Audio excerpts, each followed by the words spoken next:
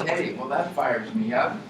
What can I do? I need to move, and I need to have this, and I need to move, but I need to I can't move this.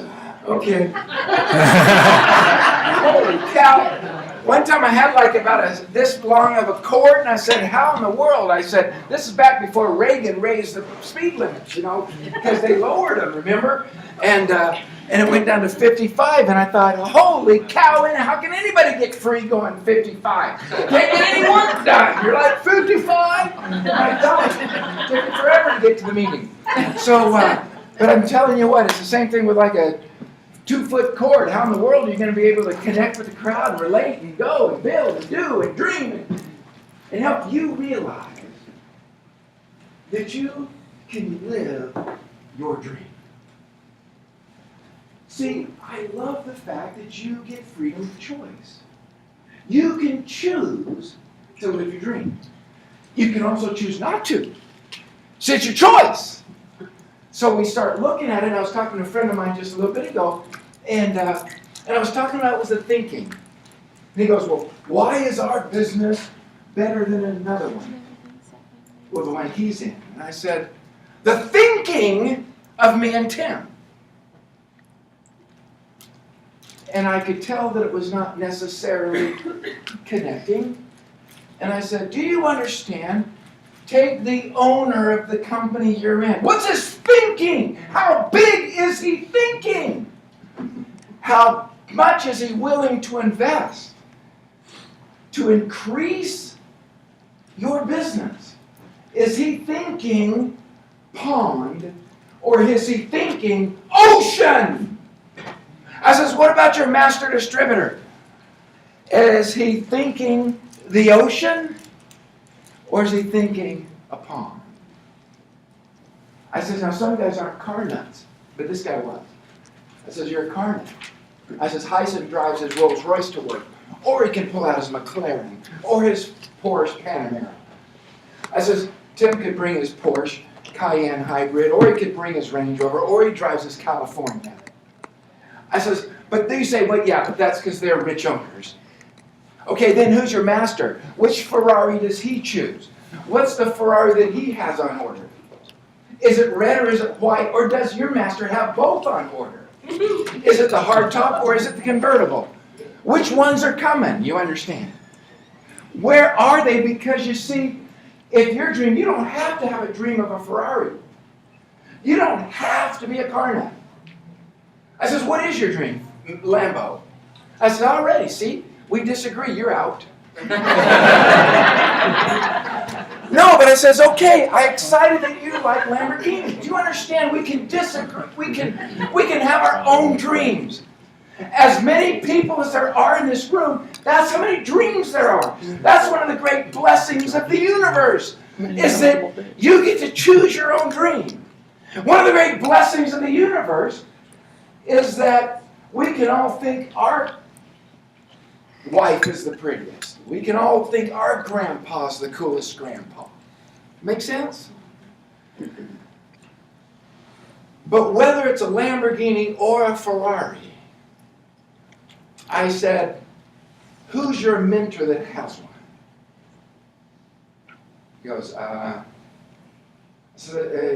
you're not associating regularly with somebody that has your dream?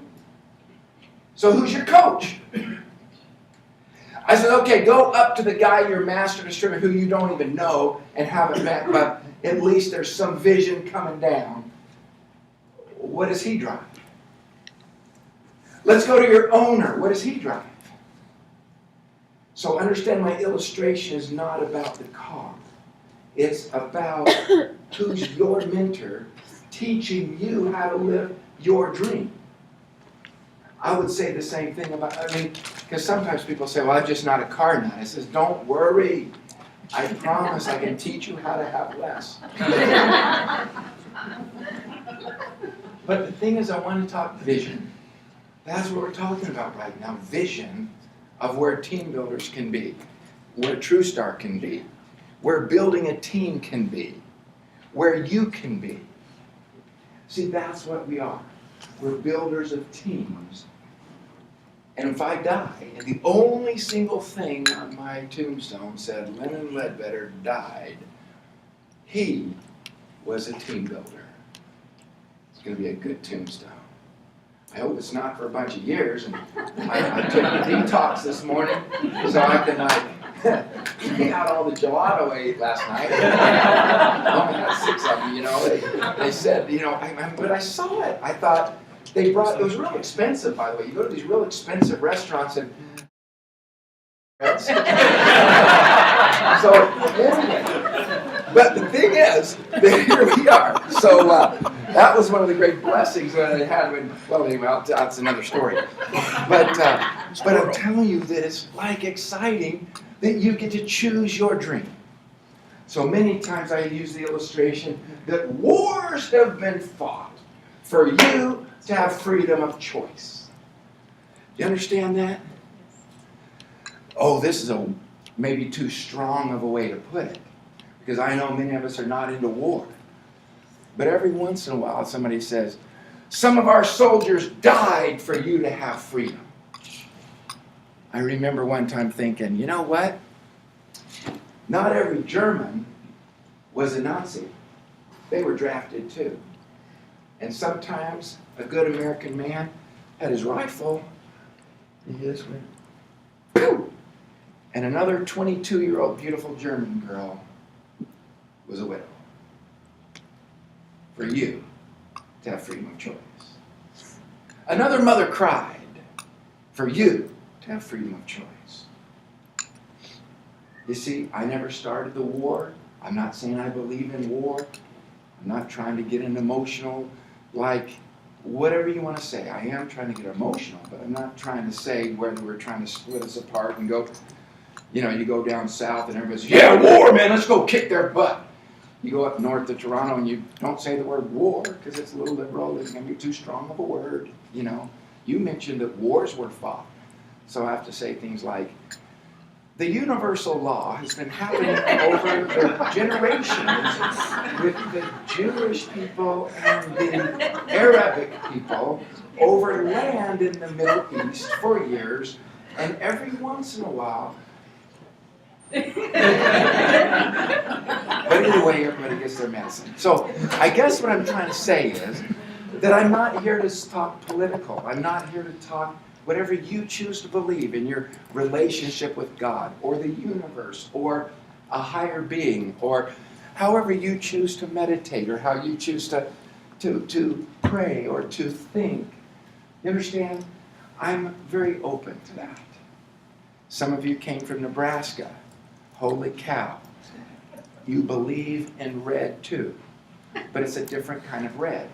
In other words, the University of Utah right up the street wears red jerseys. The University of Nebraska wears red jerseys. One's called the Utes, one's called the Cornhuskers.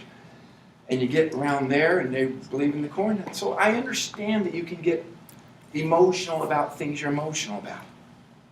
What I want to do is no more disclaimers. What I want to do is be free to talk, to say, let's get emotional about this. Whether you're a Cornhusker, you can also be a Truestar guy.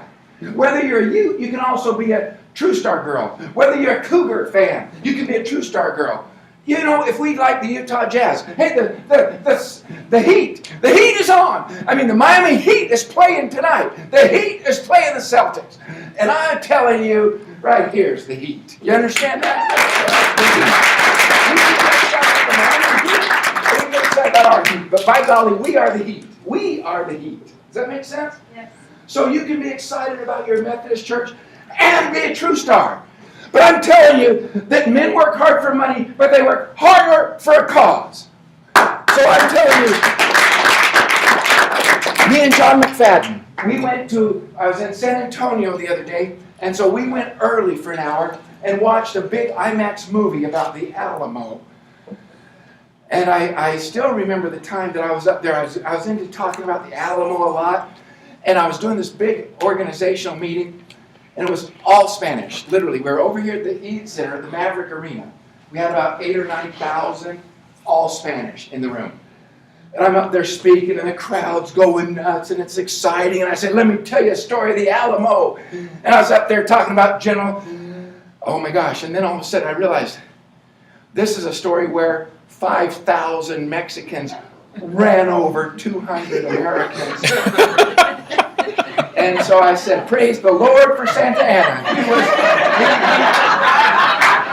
You got to outnumber those little white boys. And I turned it and said, that's how we're going to build. So the moral of this story, see, when I'm talking to the white guys, I'm talking about how he drew his sword and said, those prepared to give their lives for freedom's cause, stay with me. And within an hour and a half, they were all dead.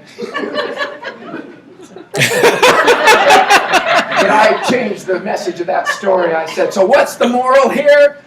Build your downline to 5,000! 5,000! You got a bigger team! Go Mexican! That's what we did. But here's the story of the Alamo. Nobody's going to ask you to give your life. Yet, if you look at my calendar, I'm giving my life.